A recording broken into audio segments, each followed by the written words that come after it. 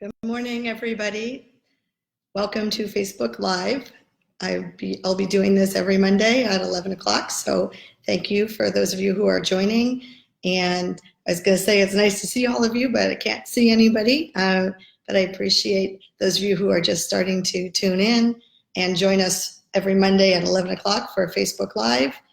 And it's nice to see some people are starting to log on and join us for this event every Monday. I hope everybody had a great Mother's Day weekend.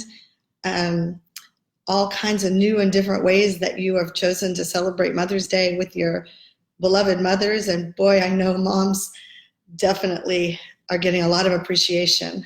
I heard a lot of great stories about what families were doing to celebrate Mother's Day. Hi, Sarah. I hope you had a great Mother's Day this weekend, or celebrating somebody, or figuring out really new and creative ways. People have come up with all kinds of creative ways to celebrate. I think lots of people said they did it on Zoom, but other people found other ways to do it as well. I know for myself, I actually made sure that I sent my mother a card in the mail. I don't know if my mom's watching today. I think my brother might be watching, but my mom is still trying to figure out Facebook Live, but I actually hand wrote her a card and sent her a Mother's Day card in the mail. Of course, we talked on the phone. I talk to her every day on the phone. We do FaceTime and we do Zoom, but I thought it was nice to have a card that I could send her. And I suggest that that's actually a great activity to do with kids. And it's something for writing, something to show gratitude. And if you didn't do it for Mother's Day, it's never too late to send somebody a handwritten note. People really appreciate handwritten notes. So I see people are starting to slowly join us. I've got 39 people. It's nice to have you coming. Those of you that have just tuned in, I'm just wrapping up Mother's Day and hoping people had a good Mother's Day. My own son is far away. He's up in Northern California. And of course, we all gathered together as a family for a family Zoom Mother's Day celebration. And it's good that we can connect even though we're socially distanced. We're not emotionally distant. And I think that's really important that we can do that. Hi, Patty. Good morning to you that just joined. I hope you had a good Mother's Day with however you chose to celebrate with the mothers in your life, or whether you're a mother yourself. So today's Facebook Live is 30 minutes, and during this time I want to try to answer as many questions as possible. I want to remind people that if you have a question that I haven't answered, look in the FAQs page. There's lots of questions there. That's live on our website, and I know that there's lots of questions that I don't get to. We've updated some questions that we didn't get to last time, so they're all there. I see my brother just joined, and he said, best sister in the whole wide world. Hi, Charlie Cohen. You're the best brother in the whole wide world. For those of you that know, every Monday when I do this Facebook Live, my brother logs in with his caregiver, Robert, and my brother and I have a little ritual with each other. My brother Charlie's developmentally disabled, and our ritual whenever I see him, whenever we say goodbye or on the phone, I always say, you're the best brother in the whole wide world, and he says, you're the best sister in the whole wide world. So anyway, hi Charlie, good to see you. Hi Sean, thanks for joining. Patty, I'm glad you had a good Mother's Day. Thanks for letting me know. Oh, Patty, you have a second grader at OB Elementary, and you had a great Mother's Day. Fabulous. I'm really glad to hear that. Hopefully your kids spoiled you with all the love that you deserve. And I know that moms are going extra duty right now. Moms are pretty much everything at this point. I see Heidi. Hi, Heidi. Thanks for joining. You wanted me to explain a little bit more about the grading policy, especially in terms of high school and getting credit for classes, how much work is required when students are struggling to focus at home. Great question, Heidi. Thank you. Besides, on the FAQs page, I want to address that a little bit. Our board passed the grading policy and the hold harmless policy, knowing that people are in very different situations, but specifically how much work is required when they're struggling to focus at home. We want to make sure that we're giving meaningful work, for our kids to do, but we also are being very flexible and understanding of home situations. We have some families where they're saying we're not getting enough work, we need more to do, and some are saying this is overload, there's too much to do, and that's why that hold harmless policy is really so that if you're struggling to focus at home, you're having a difficult time, please work with your teacher. Work with the teacher, work with the principal, and just explain what your current situation is at home. And if someone's struggling, with the work that they're being given or having a hard time focusing, we will work with you to find modifications. We want to give work that's going to work for you and work for your family. You said especially in terms of high school and getting credit for the classes, the grades at the end of the year, the transcript at the end of the year for high school for all the kids actually is March 13th was the last day of school that we had physical school. And so the grades that will be at the end of the year transcript will not go down from where they were on March 13th, which doesn't mean that during this time of distance learning that there isn't graded assignments and there isn't graded work. There is graded work because that's something we want to, kids should be doing their best given their situation. And if it's hard to do their best or they're having a difficult time, we want to work with you on that. But the overall grade that they get on these assignments during this time isn't going to lower the end of the year grade. That will be whatever grade they had on the 13th. It can't be lower. It can be improved, but it can't be lower. Hi, Nico. Thanks for joining in. Hi, Alfonso. Good to see you joining.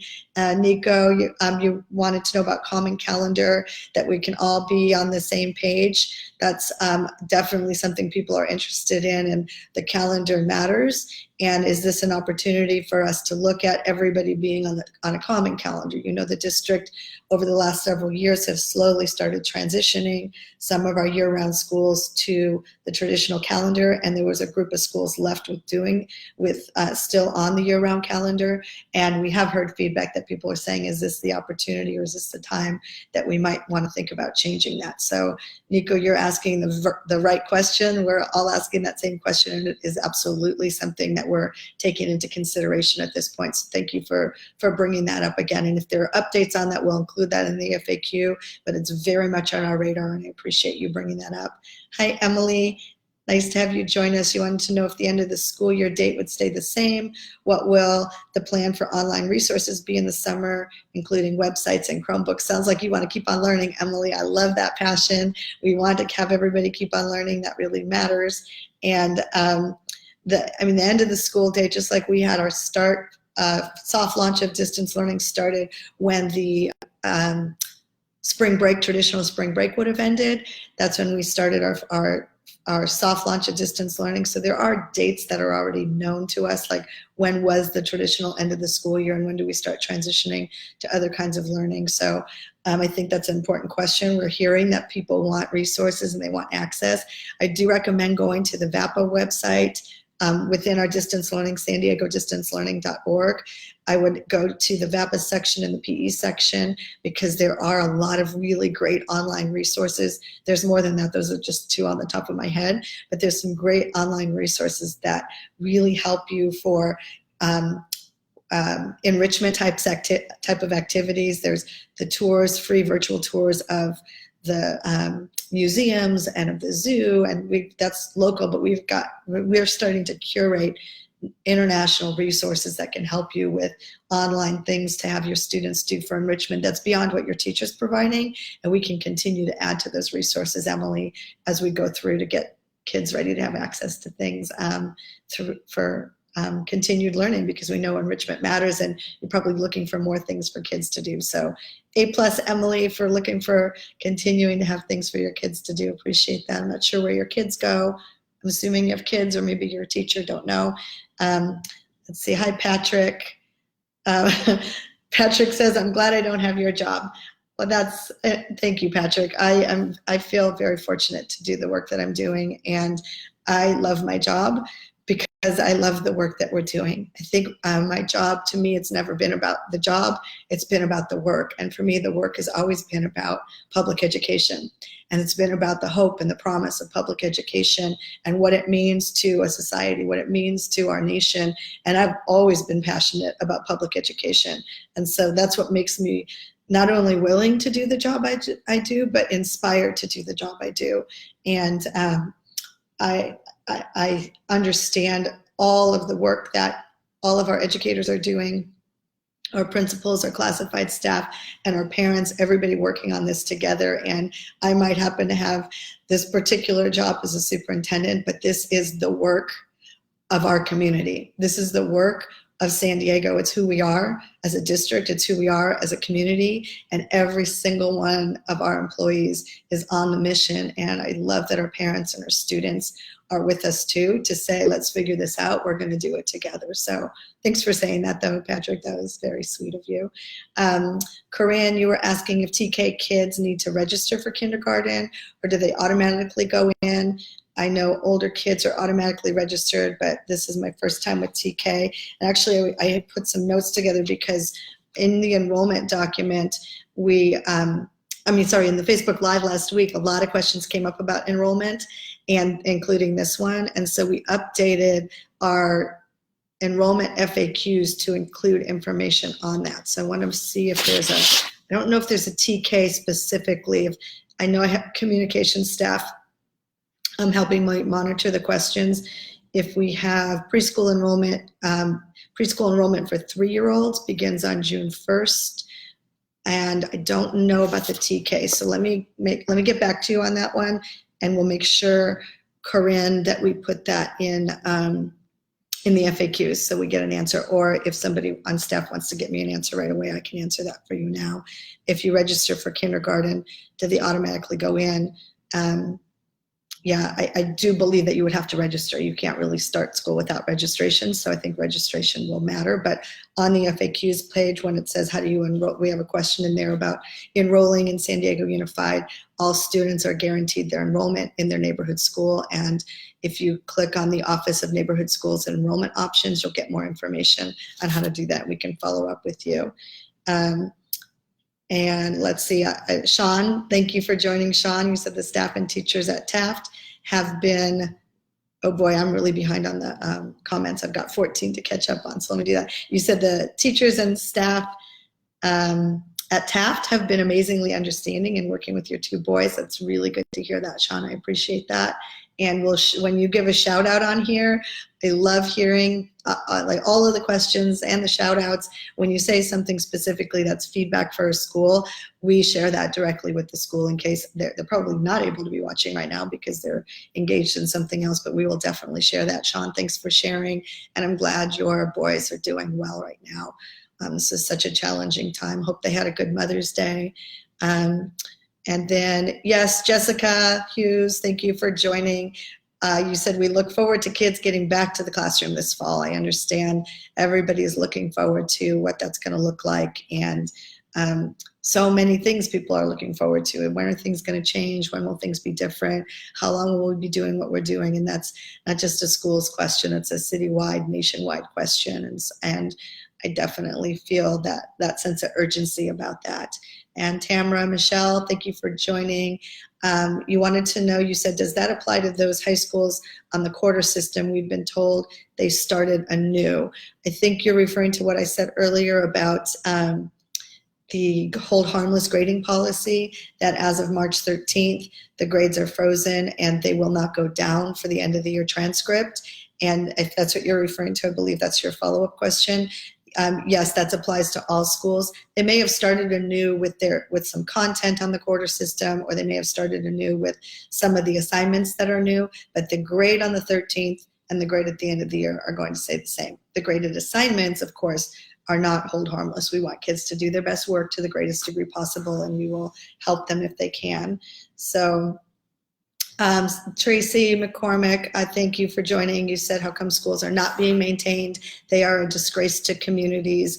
I think you're talking about the physical landscaping of the schools. So we're working on getting the landscaping taken care of at the schools. We understand that we also had to follow guidelines by the health officials, but now we're working out what the process is, because we do see that that's happening across the city, that some of the parks are now starting to open and be maintained. So Tracy, I don't know if you want to tell me specifically what school you're looking at. We're looking at all of them right now, and we certainly recognize that our number one priority during this unprecedented time has been to ensure that we're serving meals to our students, and we're almost at the 1 million meal mark, and to launch and implement a distance learning plan. Those were the core functions that we wanted to get up and running, and we understand that the aesthetics of the schools and the front of the schools, especially if they're a neighborhood and they're near your house, that's disconcerting to you. And that's been brought to our attention. If you want to let me know specifically, Tracy,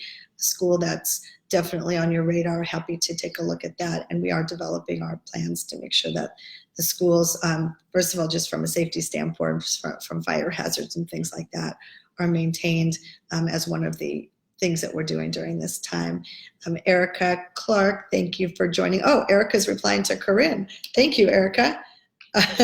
She said TK kids are automatically enrolled for kindergarten. My daughter was in TK a few years ago, and I didn't have to re-register her.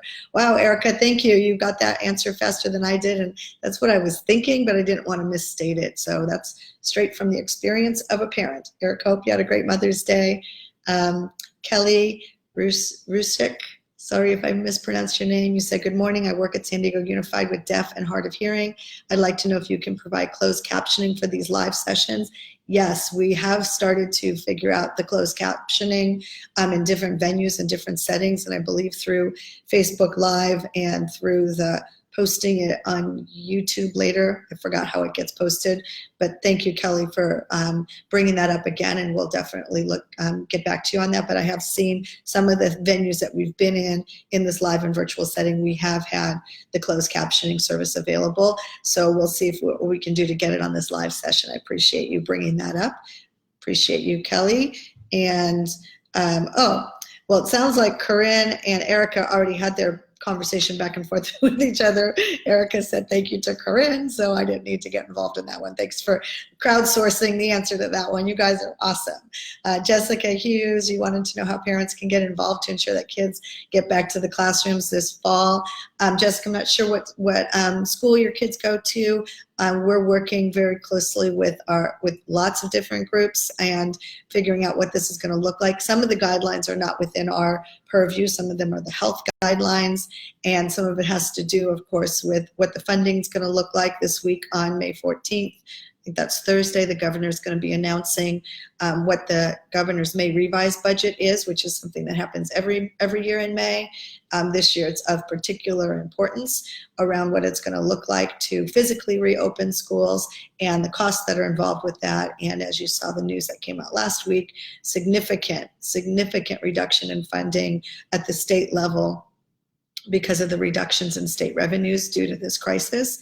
And so Jessica, I would recommend, getting involved in that kind of advocacy. You can see our op-ed that was actually, sorry, it wasn't an op-ed, it was an editorial that was in the Union Tribune this weekend, and some information that we've released on the budget and what we're hoping and expecting both at the state level and the federal level for advocacy is very important. And then Jessica, I would also recommend, if you're not involved with your school's PTA, we're working very closely with PTA. So I'm assuming that you're a parent, because you said, how can parents get involved? And Mahogany Taylor is the president of our PTA, and she's very active at the state and federal advocacy levels. So we're all one voice here in San Diego to be able to move forward with that plan. So thanks for asking, and I think you're implying that you want to be involved.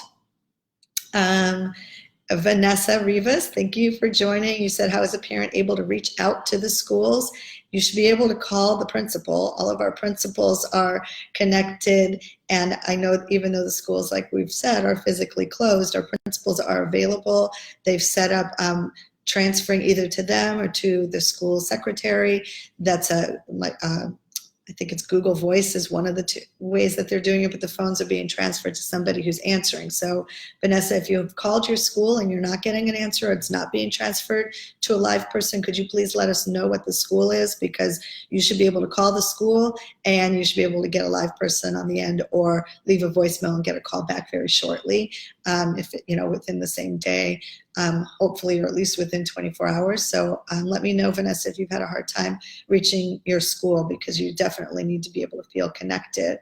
And Kelly and Sean are talking to each other. I missed that. Sean Joseph said to Kelly, great idea. Emily Donahue, thank you for joining. You said prior educator, but you have 2 elementary students that can't wait to get back to Bay Park Elementary. We feel you. We understand, Emily. Thank you. You have 2 students. Yes, we love Bay Park. And Jessica says, can't wait either. Molly, you joined. Molly, I think Molly is a teacher. She said, is it possible to get food services site in Pacific Beach? Nice to have you join us, Molly. Hope you're doing well. I hope you had a good Mother's Day. Um, let me look into that, the Pacific Beach. We'll link in here. Obviously, you must have looked at where our current food distribution sites are. We're adding 2 new sites tomorrow. Let me just double check so I don't say it right. SC, well, not where you were asking yet, Molly, but I see your question. But tomorrow we're adding at SCPA and Hoover. So far, we're serving an average of 178,000 meals per week. The total meal serves as of March 16th, that date I don't think is right. Well, 928,811. And beginning today, we're going to start serving evening meals. So Molly, I'll talk to our food services folks and see. We've mapped out where the greatest need is, and we're looking at that map district-wide and continuing to add sites. So Molly, if you want to send me an email, you can definitely send me an email where you think there's a need. You might have some students that you know about. That's what I'm guessing, because you're up and running with your distance learning. So if you have some kids that aren't getting their food or somebody that hasn't connected, let me know so we can make sure we're mapping it. We did put the link to the FAQ page. Thank you. Tamara Michelle, yeah, oh good, I answered your question. You're welcome. Tamara Michelle said that I was answering her question on grading. She thanked me for that. I'm trying to keep up with them this time because last time I skipped a bunch of them and I didn't do that on purpose. I'm trying to see them as they come in. Nancy Delosky Bergman, thank you for joining us. Nice to have you here on Facebook Live. By the way, we have 135 viewers. I'm going to ask communications to tell me if that's more than last week or less. I don't know. I see people are slowly rolling in. Some people are logging off because maybe I've just completely bored them by now. Sorry about that. Nice to have you here. But Nancy Bergman, you said, is the school start date still targeting August 31st? Or would we go back any sooner? Governor stated possibly July. Yeah, the governor said that, that's what everybody would like, is what could that look like? The governor did say that he would like to see schools open. There are schools that do open in July as their normal course is scheduled. So we have some South Bay school districts, and statewide, there are schools that do open at that time. And at this point, we have not made any final decisions about what our start date's going to be. And obviously, it needs to be safe, and we need to make sure that safety is number one.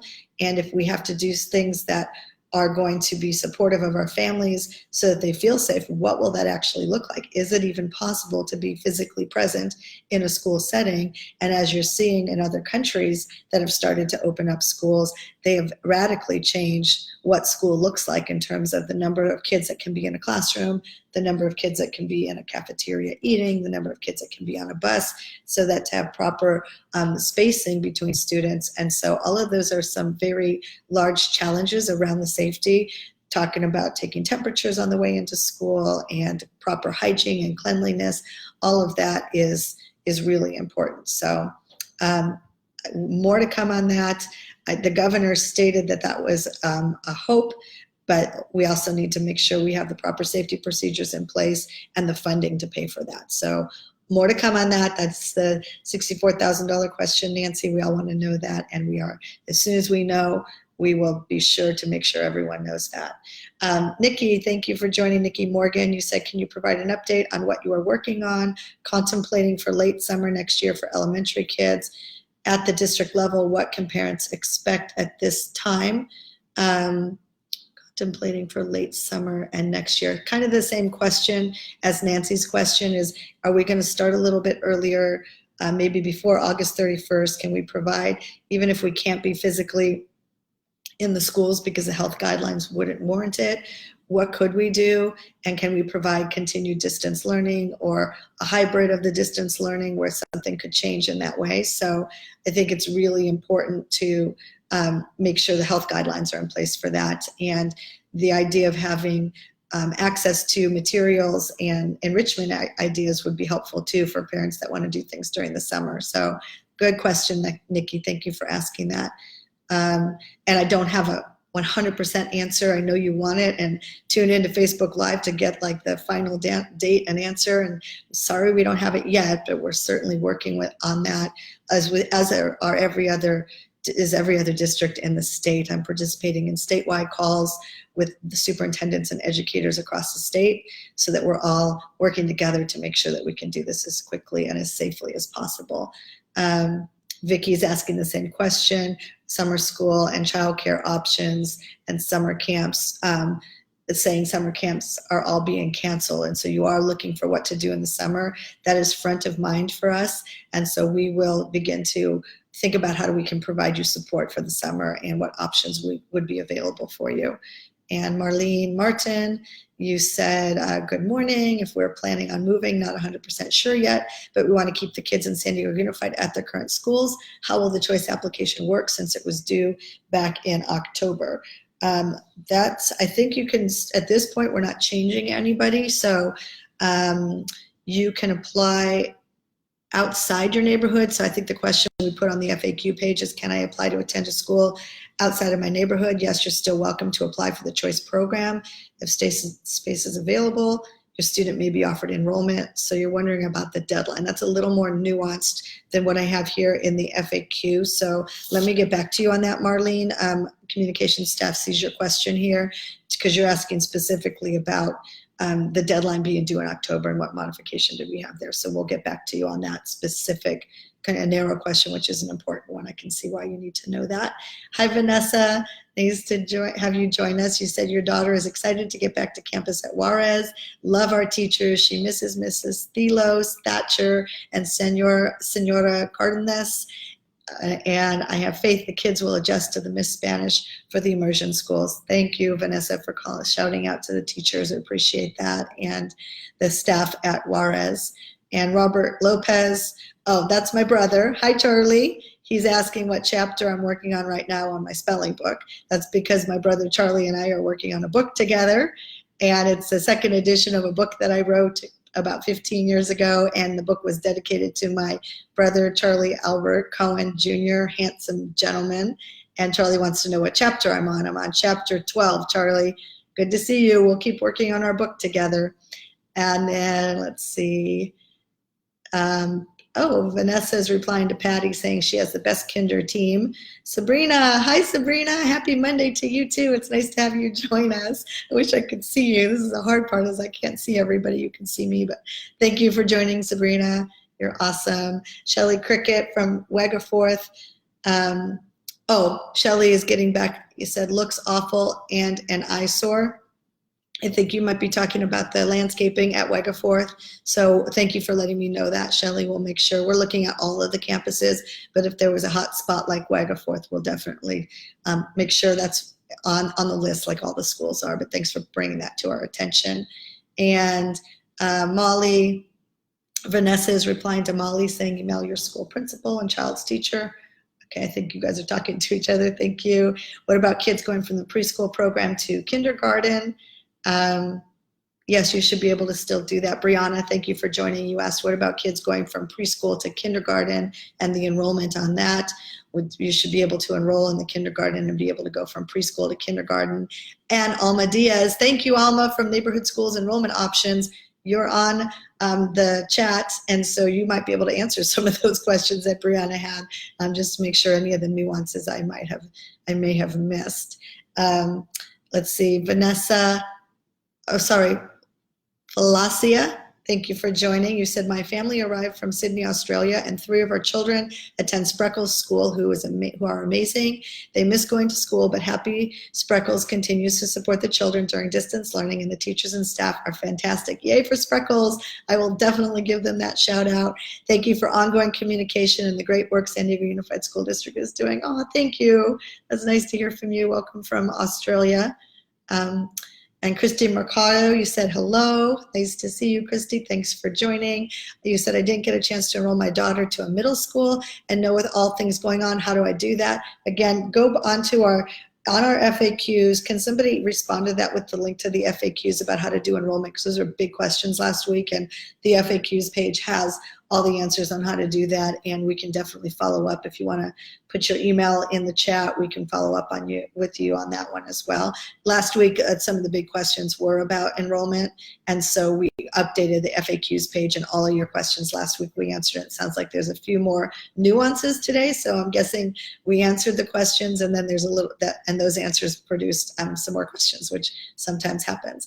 So are we still able to initiate? Sorry, Alphaberry, thank you for joining. Are we still able to initiate to see if a child has a learning disability? If you're concerned about that, you should absolutely contact your school and connect with them about that so we can follow up. Our students with disabilities and our special education services department is fully engaged and up and running and happy to help you in any way possible.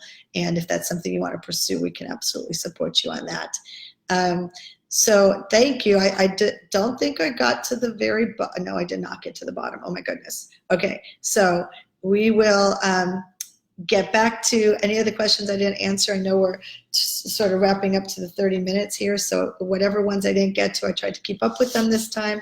Like I did last time, any question we didn't answer, we followed back up with and provided answers and updated the FAQs. You guys are awesome. 140 people joined us. You're awesome. You give us ideas about where we've missed information in our FAQs so that we can add any more information that we may have missed. And I think I've added all of the extra little details I wanted to add today, and I look forward to joining everybody next Monday at 11 o'clock on Facebook Live. And of course, you don't have to wait till Monday at 11 to ask questions. You can ask questions all throughout, but this is our time to be together, and I might be bringing some guest speakers at this point. It's just time with me, and you guys, your questions are awesome, and you're helping us make sure that we're clear and that we're giving information to people so that they have the answers that they need as we do this together. So thank you everybody for joining. It's so good to have you here. Have a good day. Happy Monday. Bye everyone.